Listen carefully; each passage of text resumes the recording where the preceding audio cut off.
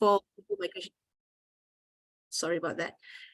Okay, again, good evening, everyone. My name is Nurul, and I am the pre-assessment consultant for GMS. Thank you very much for taking the time to register and attending this webinar. Today, we will be giving a comprehensive overview of the skilled migration pathway, as well as a closer look at selected occupations and their requirements. We will also share with you the benefits of becoming an Australian PR. Next. Okay, these are our expert advisors, and our speakers for today will actually be Desmond Ang and Audrey Anthony. Desmond is a licensed migration advisor with over 19 years of experience in migration, especially for the business and investment pathways. He is registered with both the Australian government and New Zealand government. Audrey is our associate director, and she has over 13 years of experience in the General Skilled Migration Program, Family Visa, and RRV. Okay, so before we start our session, I just want to share a little bit about our company. Global Migration Solutions, also known as GMS, is a migration firm that specializes in Australia, New Zealand, Portugal, Canada, and United States residency program. We are known as a premier migration firm, and we provide the best migration solution, and most importantly, we handhold our clients throughout their migration process as much as possible, from their initial consultation until their settlement in their respective migration destination. We advocate the right migration practices with trust, transparency, and commitment. Okay, so the photos that you see here are basically us working closely together with the state governments and our partners. We have over 19 years of experience, and we have successfully assisted over 12,000 families worldwide, with more to come in the pipeline. To date, our success record is 99%. We are also the only migration agency in Malaysia that was awarded the Top 25 Migration Agency CEO Award from U Global, which is a migration magazine based in the United States. So as you can see here, these are the awards that we have achieved over time, with the most recent one being the Top 25 Awards. And as I've mentioned earlier, Desmond is registered with the New Zealand and Australia government, and so is James, our advisor. So both of them, you can find their license details in the Australia government website. And we have presence in these countries: Australia, Singapore, Malaysia, Vietnam, Cambodia, and Hong Kong. So even though we are the pioneers for Australian migration, we also provide migration services for New Zealand entrepreneur programs, the Entrepreneur Plus Visa, and the Migration Investor Visa in New Zealand. And for the United States, we provide the EB5 Investment Visa program. And for Portugal, we provide services for the Golden Visa and D7 Visa program. So without further ado, I pass on the mic to Desmond for him to present. Thanks, Nurul, for the introduction. And hi, everyone. My name is Desmond Ang, and thank you for joining us. And we would love to share with you today, how are you planning for your Australia PR? But just to kickstart the introduction on the subsequent details that we would like to share, I just wanted to touch about Australia as a country that has been nominated and has been chosen as the #1 migration destination consecutively over the last few years among the migrants. And just to share with you some stats. So as everyone knows, this country is a big country with just a population of below 27 million at this point of time. This population accounted for only 0.3% of the global population. However, this country has the highest rate of the foreign-born residents in the world, with the highest immigration rates. So close to about six people on the street that we have come across, they are migrants. So Australia has also established itself as the 13th largest economy globally, and its residents are ranked the 20th richest in terms of the GDP per capita. Today, the average yearly income stands at 77,000 on average per capita. So this is a quick introduction about the country and some important stats. And let me share with you why people are looking at Australia and to obtain the PR in Australia. As you know, the country's immigration policy has given the PR or permanent residents of Australia the equal or the same right as a citizen. So in general, a citizen is all the benefits that a citizen is enjoying. Being an Australia PR, you are enjoying the same, such as Medicare. So if you are a PR of Australia, whenever you're having to see a doctor, or go to the hospital, and you are paying, the country is covering all the costs, right? Likewise, the PR status is offering you the rights to be able to live and to work anywhere in Australia. And of course, you're enjoying a lot of the benefits, which includes education benefits. For example, if your child is in the primary and secondary school, the education is completely free. If your kids is in the university level, you are paying 30% as compared to an international students. Now, talking about the work rights, being an Australia PR, the work rights doesn't stop at just in Australia, but it does give you an access to the New Zealand as well. So in general, if being an Australia PR, you do have the access to take up a New Zealand's PR. Yeah. Often the time we call that New Zealand residence visa. Yeah. So upon arrival at the New Zealand airport. So welfare benefits, such as during the COVID, the unemployment benefits, and many other benefits that is available is also applicable to an Australian PR. First home buyer grant, for example, if you're buying your first home in Australia, there are some grants entitled to a PR buying the first home. What is more important is to be able to sponsor your family members. For example, if you're a PR and you wanted to sponsor, for example, if you're single and you wanted to sponsor, the spouse whenever you get married, or you're looking at sponsoring your parents, for example, yeah, these are, your entitlement. Also, last but not the least, as a PR, you do have an options to consider to take up an Australian citizenship after 4 years of being a resident in Australia. So this is a quick summary about the benefits as an Australia PR. Okay, yeah, let's have a look at some statistics. In terms of the migration outlook, the government has just announced the budgets on the 9th of May last month for the new fiscal year that is starting July 23 to June 24. Now, a total of 190,000 planning level, or we call quota, has been set for this coming fiscal year. And from this number, 72% is being allocated to the skill stream programs, such as the skill migration programs that we are talking about it shortly, the business and investment migration, though there's a reductions on the business and the migrations programs. As you can see, Australia currently is facing the skill shortages, and a lot of the quota has been set on the skill migration programs.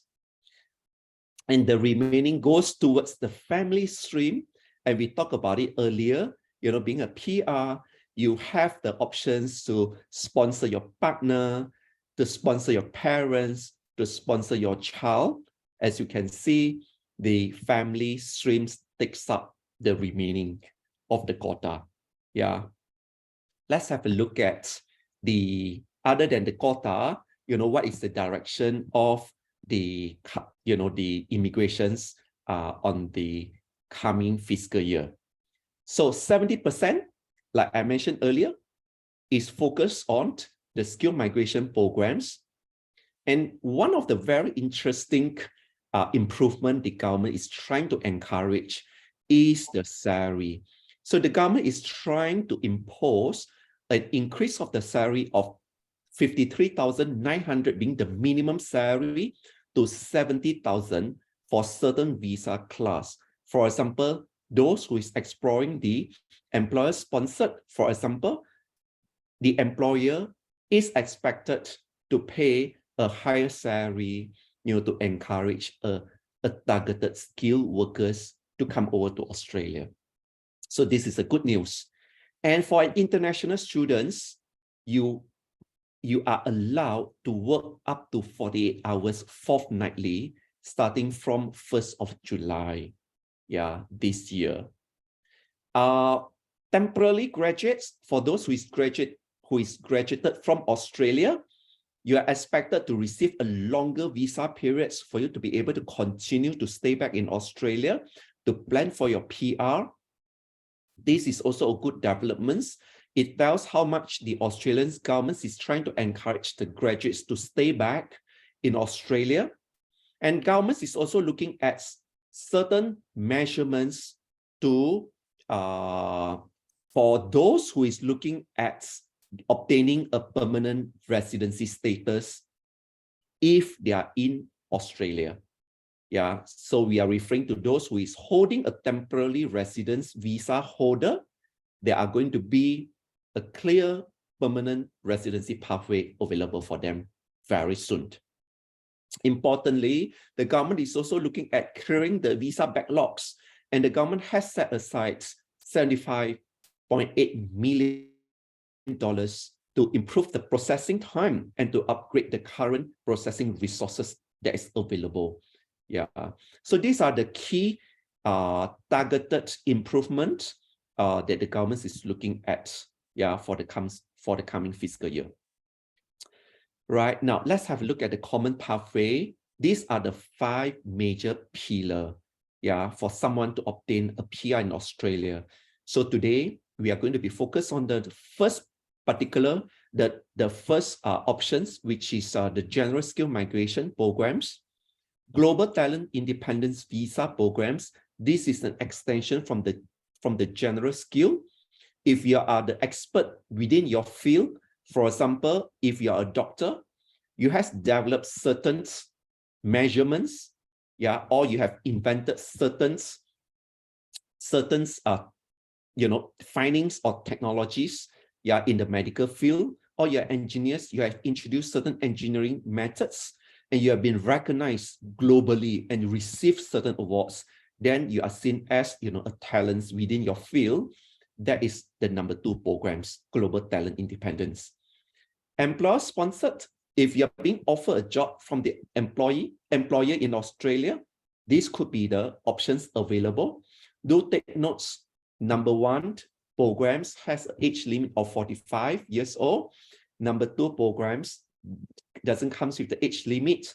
Number 3, generally there's also age limit of 45, but there's some waiver options available.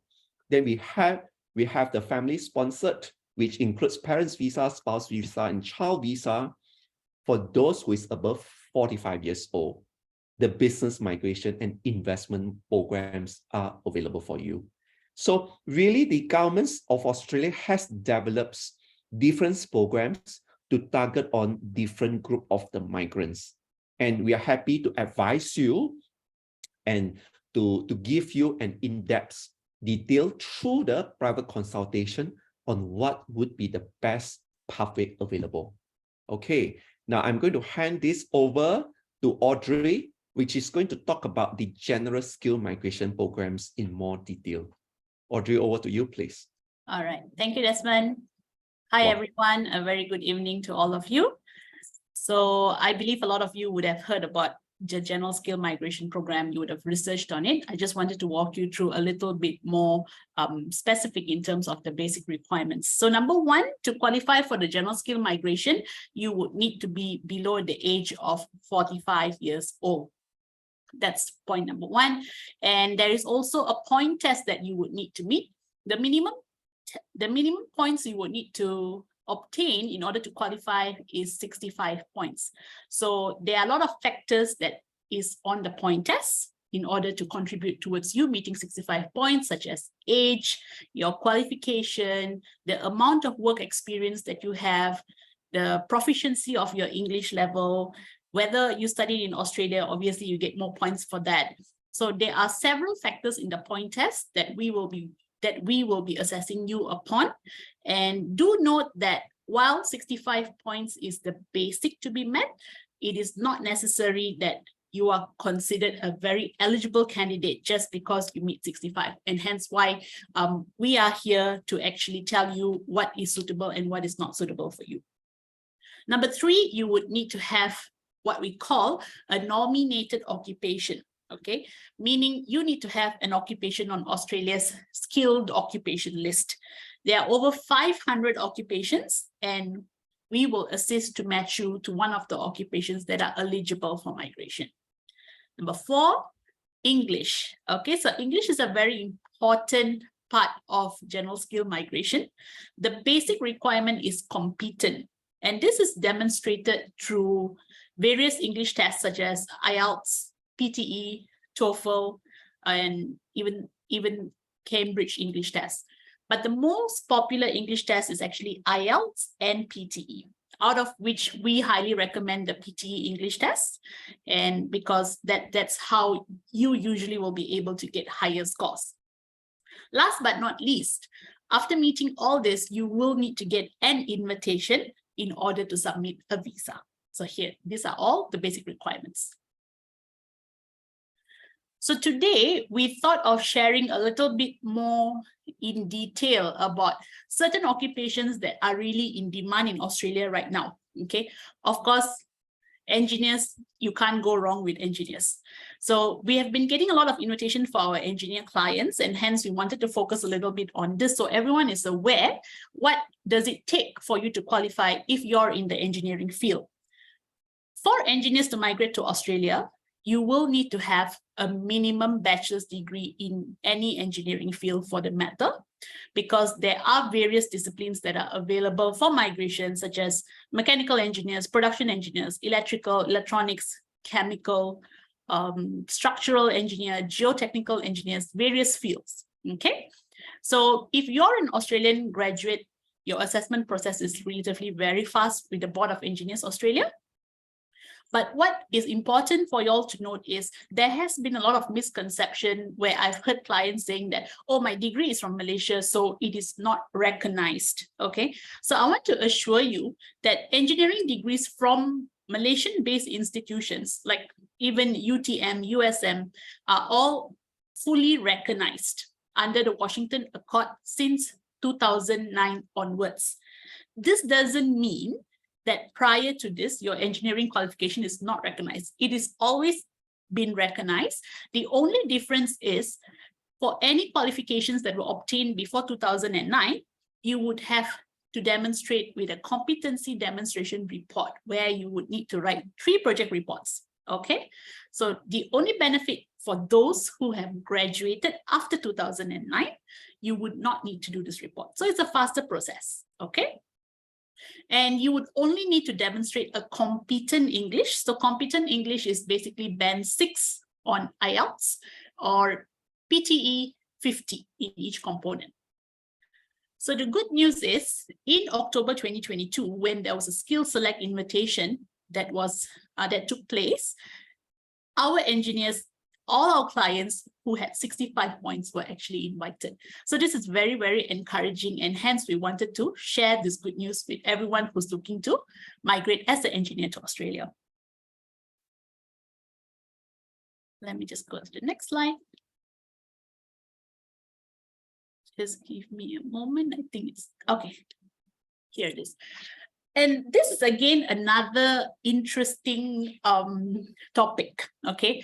As much as you think that only if you are a professional like a doctor or an engineer or a lawyer or a nurse, you can migrate to Australia, there is a lot of other general occupations that qualify very well for migration to Australia, okay? So when we talk about general occupations, what are we looking at? You could be a graphic designer, you could be a marketing person, public relations, real estate, selling properties, right? You could be an insurance agent or providing private tuitions, right? Working in compliance in the bank. All these occupations are migratable under the assessing authority called VETASS. And interestingly, it is not only that you need to qualify with a bachelor degree. There are certain occupations that even a certificate 4 level, which is usually like a diploma level out of Australia, that would qualify as a basic qualification. All right. So if you're not too sure that you would qualify for this and you fall into the category of general occupations, just send us the CV and we will help to assess you. So most often, the minimum requirement is you would need to have at least 1 year of work experience, all right? And another thing to point out is if you actually have a degree that is not relevant to what you're working as, I think it's very common these days that when you study, you have a different thing in mind. And when you actually enter the workforce, you end up taking something else. So you might have studied, for example, computing in IT, but now you're working as a public relations professional. This is still possible for migration. The only thing is you would need more years of work experience. So non-relevant qualifications are accepted. So again, what's interesting is we have had fantastic round of invitations taking place for occupations with a bare minimum of 65 points. So do not assume that you're not eligible. Please send us a CV and we will assist you. Here is a record of the invitation trends that we have seen over the past 8 to 10 months. All right. So as you see on the screen here, there are engineers who are invited at 65 points, lecturers at 65 points, external and internal auditors. And these are basically bare minimums. And why is this possible? So this goes back to what Desmond was actually telling you earlier. The priority right now from the new government is on skill migration. So there were larger quotas being given. With larger quotas, the competition generally reduces. So this is now all possible. Okay, so I'm going to share with you the type of visa classes that are available under general skill migration. Okay, there are basically 3 visa classes, which is 189, 190, 491. So the 189 and 190 are basically a visa where you obtain a direct permanent residency in Australia upon approval. Okay, so without you having to have a job, without you having to move to Australia yet, you are already holding a full permanent residency in Australia, which is what I like to call, it's gold. It's literally like gold. Okay, and it's and what is the difference between 189 and 190? So 189 is skill independent. Independent would mean that you are not relying on the state for nomination or sponsorship from a relative. Okay, so this is a purely an automatic selection by the system depending on points ranking. And for 190, it's skill nominated by a state government. So you would need to get a nomination by a state. Maintaining the residency for 189 and 190 is relatively very easy because all you need to do to maintain this visa is live for 2 years cumulatively anywhere in Australia. That's all you will need to do, and you will then qualify for another 5 years of the Australian PR. Now, let's look at subclass 491. So for the subclass 491, there are 2 ways of applying for it. One is through a nomination through a state or sponsorship through a relative. Okay, so this is a TR. You will actually get a 5 years temporary residence, but the good news is this temporary residence can be easily converted into a PR just by you fulfilling certain conditions. So most importantly, what you would need to do is in that 5 years, you would just need to evidence 3 years of taxable income at 53,900 each year. Okay, so it is a combination of all the sources of income that you have in Australia. And if you are able to show this to the government for any 3 years, you can then convert this into a full PR. But most importantly, this visa, you must only be living, working, or studying in a regional area in Australia. So regional areas are basically lower population and growing areas. Okay, so through this visa, you will not be allowed to live, work, or study in Sydney, Brisbane, or Melbourne. So that was on the visa classes. Now I'm just going to share with you the overview of how the skill migration process is. So when we first begin the process, that's when we commence, and we'll collect all the documents from you. Once we collect the document, the first step is to get your skill assessment done to obtain what we call your nominated occupation. So if you're an engineer, we would be submitting your skill assessment to Engineers Australia. If you are marketing, to VetAssess. If you're IT, to Australian Computer Society. There are various authorities for different categories of occupation. At the same time, English is also needed.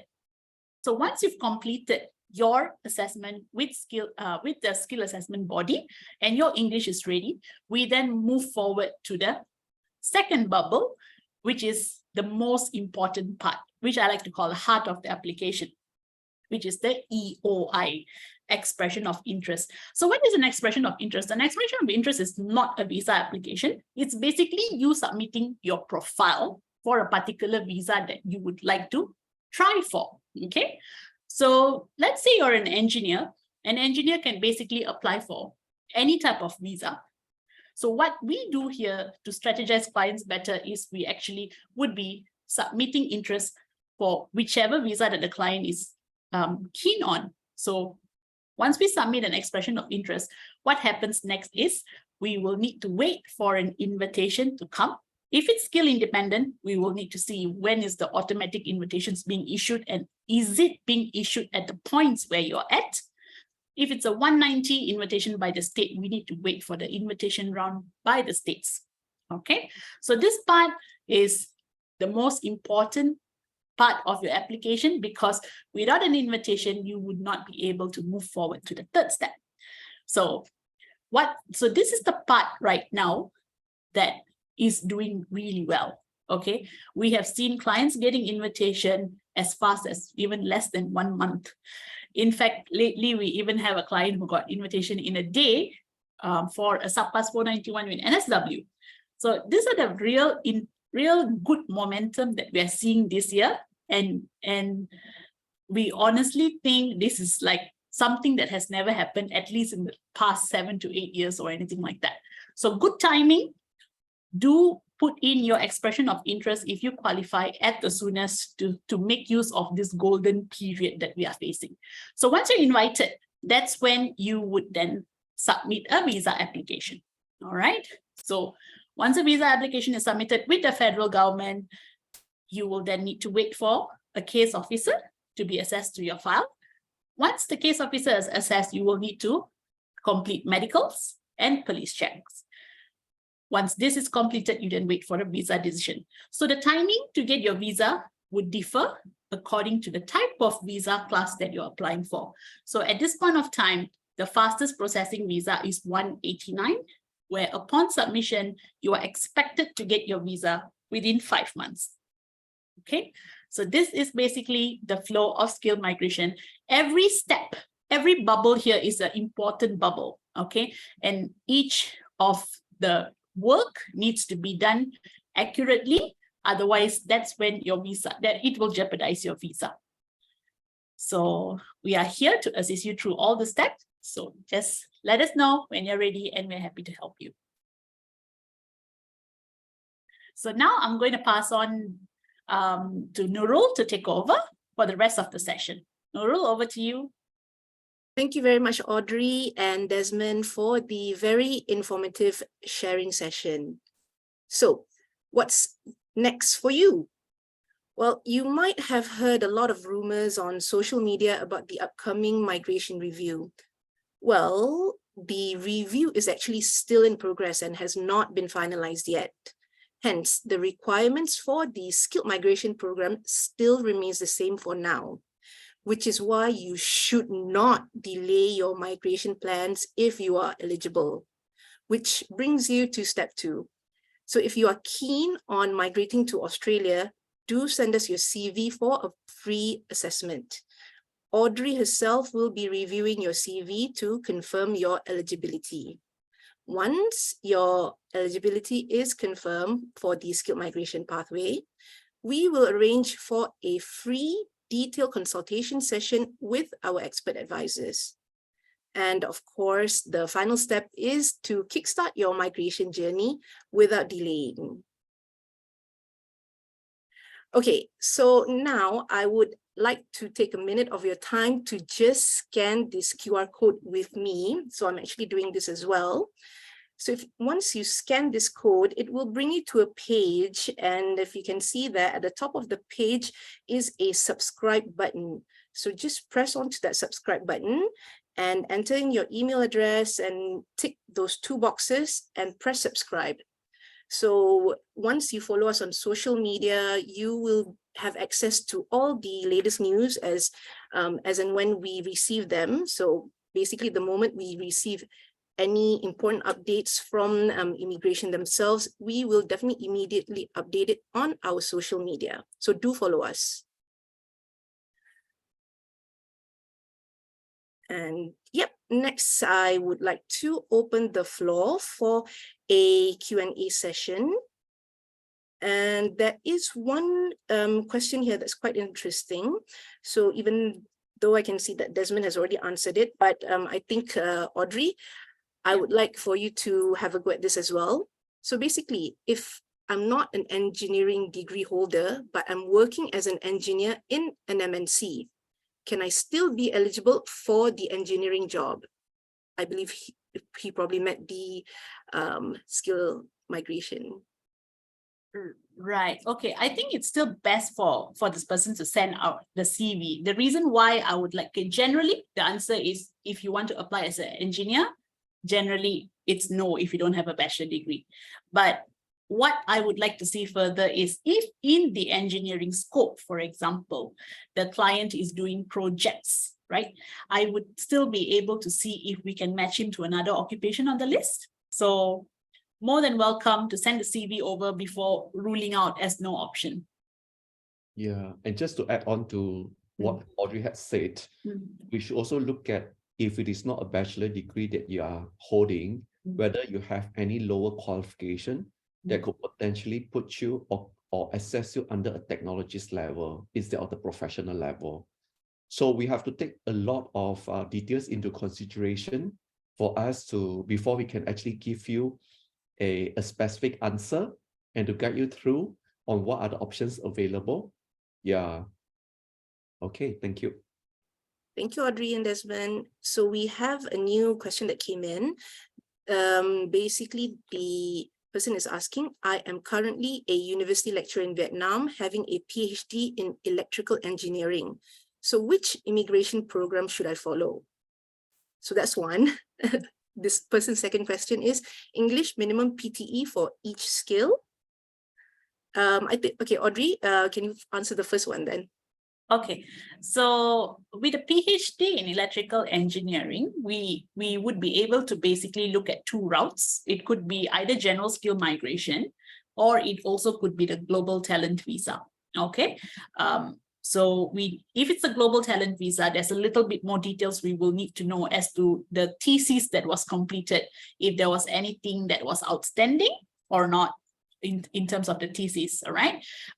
If we find that it may not be suitable enough to qualify for GTI, this candidate is certainly okay to go for general skill migration, as just on the invitation trends that I shared, university lecturers were being invited with a bare minimum of 65 points.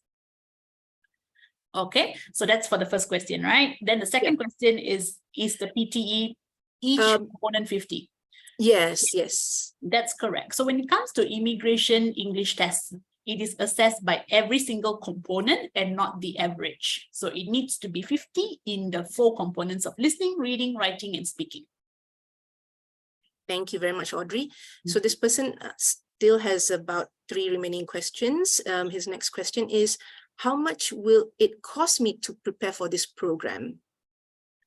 In terms of the cost, we will need to look at which program is this candidate suitable for, and it will be advised after the consultation so that we can give a more accurate costing.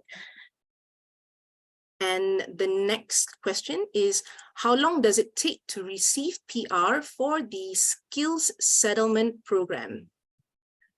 It could be as fast as 1 year for a skill independent visa. That is the fastest that we could look at. Okay. From the beginning, yeah. So when we say 1 year, it's basically from the time you start the process with us until you getting a visa. There is actually a possibility of getting it within a year for skill independent 189. All right. And do I need a job and income in Australia? Desmond, you want to just share your thoughts on this? Sure. Well, when we talk about when we talk about general skill migration programs, do take notes. It doesn't require you to secure a job to kickstart the process. Yeah, unlike employer sponsored, for example, one of the other options, you need to have a job offer to be able to put in the application. Whereas for the general skill migration, it doesn't. Unless, for example, if you're exploring a visa 190 through Western Australia as an example, and to secure a state nomination, you might need to demonstrate that you have a job offer, yeah, from the local employer in Western Australia. That is one of the very unique requirements to secure the state nomination from Western Australia. But other than that, as far as the federal government's requirements is concerned, you're not required to have, to apply the jobs only after you securing doesn't require to apply for the visa after securing a job. Yeah, no, the answer is no. Thank you, Desmond. Yes. Okay, so we have a few more minutes left. There is another question here. I am a registered nurse with ongoing degree and 6 years of experience. Will I be able to apply? Yeah. Desmond? Okay, sure. So in general, as a registered nurse, right, you are required for you to be able to practice as a registered nurse and to go through the skill migration programs, you need to register with the Nursing Australia, the authority. And there's a long process, but there is solutions to that. What we have been advising clients is to look at the registration through the nursing board in New Zealand, because there's an agreement between these two countries, New Zealand and Australia. Once you get yourself registered with the nursing board in New Zealand, then you can register immediately by virtue of registration with the New Zealand Nursing Board. You can register yourself with the Australian Nursing Board. Yeah, and that would then equip you to be able to apply for the general skill migration programs.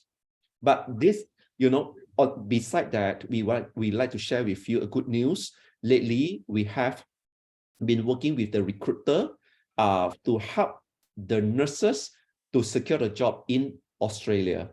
And they will go through the interview with you and find your jobs, and the employer will sponsor you, and the recruiter will guide you through the registration process with the New Zealand Nursing Board, and they will pay for the visa application fee. They will pay for the flights for you to travel to Australia, and you go with a secure job. So this is one of the very rare opportunity that I have seen over the last 19 years. Why is it so? Because Australia currently has close to about 4,000 shortages on the nurses. And starting from 1st of July, all nursing home would require to have at least one registered nurse based full-time in all the nursing home. But of course, there's also a very serious shortages of nurses in the hospital. And do contact us, give your details to us, and talk to us very quickly, because this registration process and this agreement between the two countries is ending this year. So in other words, the Australian Nursing Board no longer accept the registration from the New Zealand after end of this year. So this is an opportunity for you to actually quickly done up the registration. The registration process in New Zealand is much easier and more flexible compared to registration through the Australian Nursing Board. Yeah. So I'm sorry to give the detailed explanation, a little bit lengthy, but I'm excited to share this because this is a very rare opportunity that I've seen. Thank you. Indeed, that is definitely a very rare opportunity. And thank you very much, Desmond, for the detailed explanation there. So we have another question, and I believe this would be for Audrey. I'm planning to apply with my wife. If one of us fails the application, what would be the next step? Okay, that's a very open-ended question. First of all, I think we should not even have a situation where one fails, okay? So hence why the pre-assessment is very important. Our pre-assessment is very thorough. So what happens is, during the assessment, we would be able to know if there's any serious concern on about the wife being an applicant, for example. What are the red flags, right? So if there is a red flag, a serious red flag, we would not even nominate the wife to be an applicant in the first place, okay? So then we will choose the husband as the applicant. But let's say this particular candidate has already had a situation where wife was the applicant and she's actually failed. It is totally okay for us to assess the husband and see if he qualifies to take over. Not a problem at all. But I think what's important is there is no room for something to just fail without a proper reason. And we really need to know why. Thank you, Audrey. Okay, one last question. Sorry, just to add on to what Audrey has said, I think Audrey is basically explaining from the perspective of who is the principal applicants. If the wife doesn't meet the requirements, then we are going to explore whether the husband should be the better candidates. Now I'm explaining from the medical perspective. If the wife doesn't fulfill the medical or the health requirements and fail the medical or the health requirements, then do take notes. The entire application cannot be approved. None of you will be getting an approval. So that says, before before engaging with the clients, we do go through a very stringent process to not only looking at the visa eligibility criteria or to assess them from that perspective, but we do also go through whether there is any concern on the medical history, whether there's any concern on the criminal history, for example. We would need to go through all this detail and to be able to know if we could represent the clients and get them through successfully. Yeah. Absolutely. Thank you, Audrey and Desmond. And as I mentioned, our very last question for today, and this is actually a popular question that we receive on almost a daily basis. Will your agency help us to get a job? Audrey? Okay. Yeah, very common question. And at this point of time, like, we have a wonderful opportunity where we're able to connect nurses to get a job. Okay, so at this point of time, yes, we can assist with nurses. For all other occupations, this is not something that we are providing at this point of time, but every time we are looking to see how we can actually incorporate this into our services. Thank you, Audrey. Okay, so that's basically all the time that we have today. Thank you very much, everyone, for attending and staying on until the end. For questions that we didn't manage to answer, don't worry, our team will get back to you on your queries by tomorrow. And before we end the session, I would actually like to remind everyone about our upcoming physical seminar taking place next week on 24th June, which is a Saturday. We will be having 2 sessions on that day. The morning session will focus on skilled migration, and the afternoon session will focus on business and investment migration. So we will definitely be sharing with you more details about this event in the coming days. So stay tuned and follow us closely. And you can see here on the screen, that's the QR code, which will take you to our general inquiry form on our website. Once you fill that in, we will immediately receive it and we will respond back to your inquiries. So yes, that's all for today. Thanks again, everyone. Have a good rest and good night. Good night, everyone. Thank you. Good night, everyone, and thank you for joining us.